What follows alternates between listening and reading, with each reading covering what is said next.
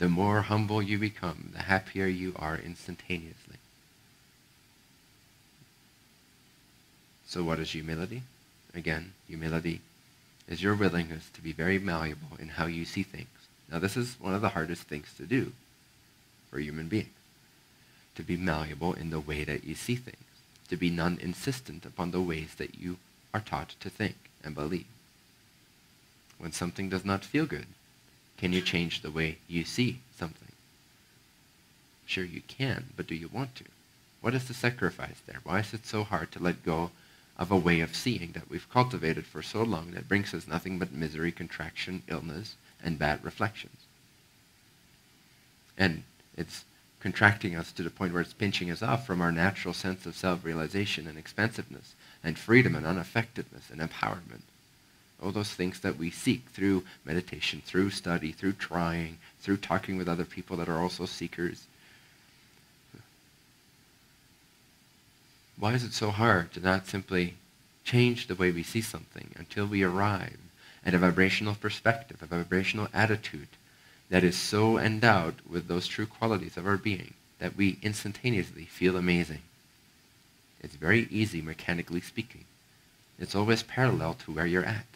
The highest perspective and the lowest perspective, the most expansive in alignment perspective, and the gravest misunderstood perspective, ignorant perspective, coexist right next to each other, within each other even, parallel to each other.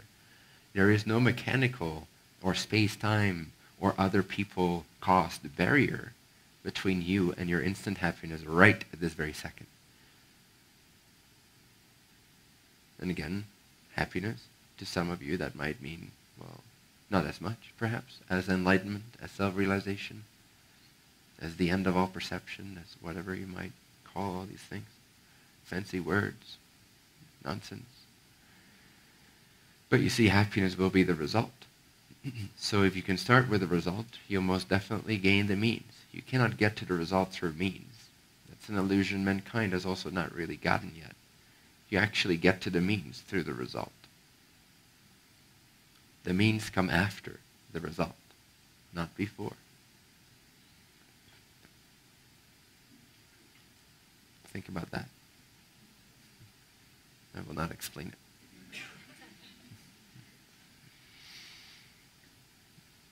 But why is it hard?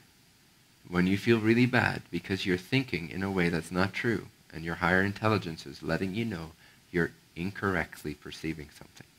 Why is it so hard for us, human beings, to then simply change the way we see it until it feels good? What comes up when you do that? What judgments come up? I already addressed one last night. I'm being inauthentic because 1 second ago I was saying this. And now, from this point of view, it doesn't seem true at all, so I'm going to say something else. I do not want to be perceived as inconsistent to my fellow human beings, so I continue to be miserable for the sake of seemingly being authentic. But again, authenticity has nothing to do with consistency. Authenticity has everything to do with innocence. And innocence has everything to do with chasing the feeling good state, the feeling connected state, no matter what it takes. As long as you maintain your integrity and respect towards other beings, you're good to go. All means are yours. You can shift around as you please. Why is it so hard? Let's say that that's not your point of view about the inconsistency meaning inauthenticity. Let's say that's not an issue for you. What else could it be? Here you are feeling bad. Why do you feel bad? Because you're connected. If you were not connected, you would not be able to feel bad.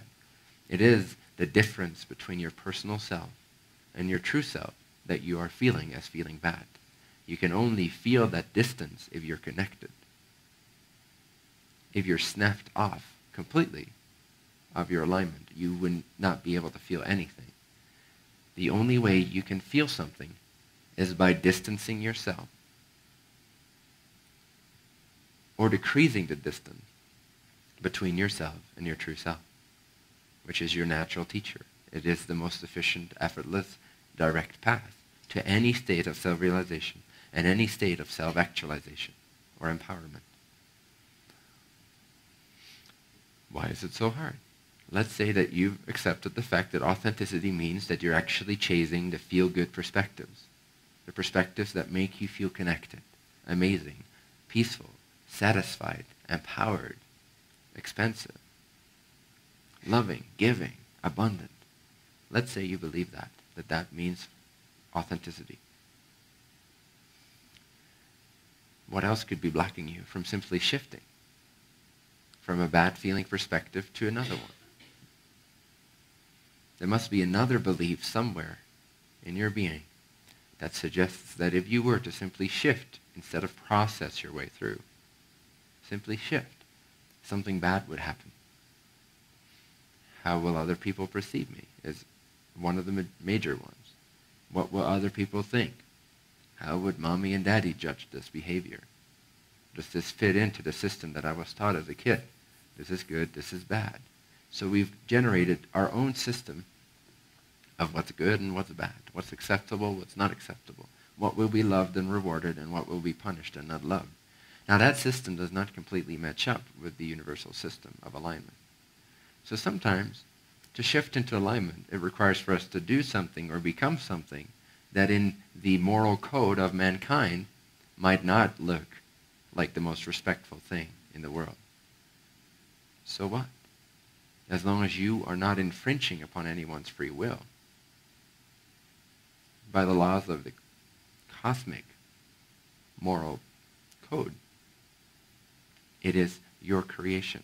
It is your existence. It is your choice to do with your thoughts and your mind and your body what you will, as long as those actions do not infringe upon anyone's free will.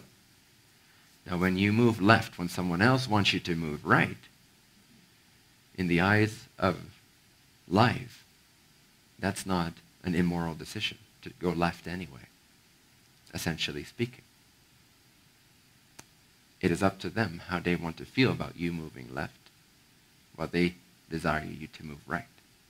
Now, so often we have encapsulated ourselves in this prison of responsibility to how other people feel, how other people think, how other people judge. If we could let go of this, then we could still respect and understand where they're coming from, and we could still, at times, ease their way into understanding if that feels relevant and if they're open to that. But it does give us permission to ultimately realize what our free will consists of and what their free will consists of, and where these two end, where they don't meet. Does that make sense? As a rough template for understanding the moral code of the universe, which is each being chooses how they think, how they feel, therefore, and what they do with their bodies. Does that make sense? It's that simple. That's the moral code.